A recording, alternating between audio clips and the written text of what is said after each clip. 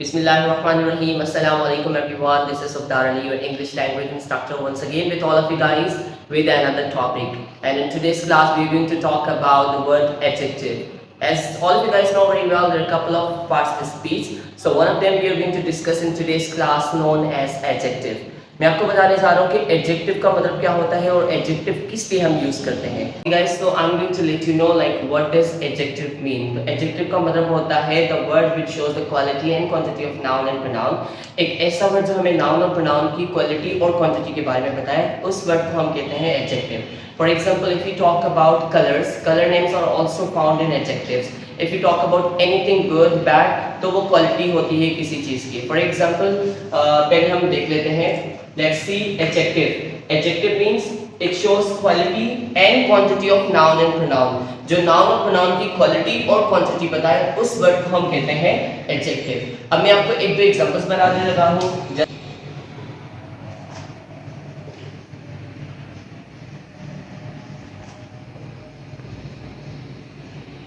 He is a good student. Okay, अब ये किस स्टेटमेंट है? He is a good student। इस पूरे सेंटेंस में जो वर्ड गुड आ रहा है वो स्टूडेंट की क्वालिटी बता रहा है। Student is basically a noun, the good word is defining the word student, that means student is adjective। Student क्या हो गया सेंटेंस में? एडजेक्टिव हो गया। तो इस तरह से बहुत सारे वर्ड्स हम यूज कर सकते हैं किसी भी चीज की क्वालिटी या क्वांटिटी बताने के लिए। फॉर एग्जांपल, मैं कह रहा हूँ this is a black marker, this is a black marker, तो ब्लैक का जो वर्ड है वो भी क्वालिटी हो गया, तो this is also adjective. Let's talk about how to compare the words in sentences. अब सेंटेंस में हम जो कंपैरिजन कर रहे होते हैं वहाँ पे भी हम एडजेक्टिव्स लगाते हैं कि ये चीज इससे बेहतर है, वो चीज इससे बेहतर है। To compare something in a sentence we need two words to define it. Let me tell you which are those.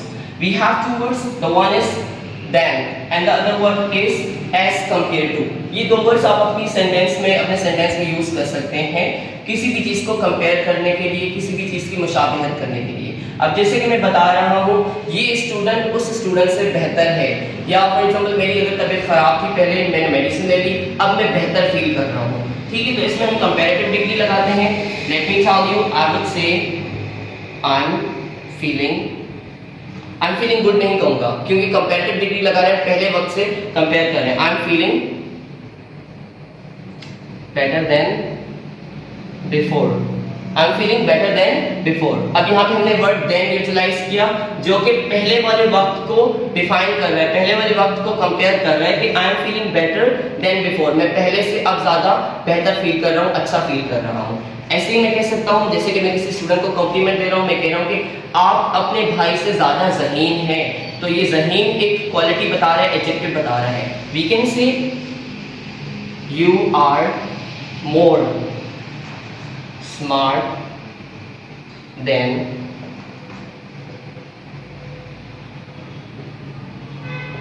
Your brother. अब सेंटेंस आप देख लें, the sentence is you are more smart than your brother. हम यहाँ पे ये word भी लगा सकते थे कंपैरिजन का, sorry, as compare to. You are more smart as compared to your brother. So we have these two options. We can say you are more smart than your brother. We can also say you are more smart as compared to your brother. तो हम compare कर रहे हैं कि आप अपने भाई के मुकाबले बहुत ज्यादा सही हैं। This is the last example that I'm going to let you know. The sentence is learning English.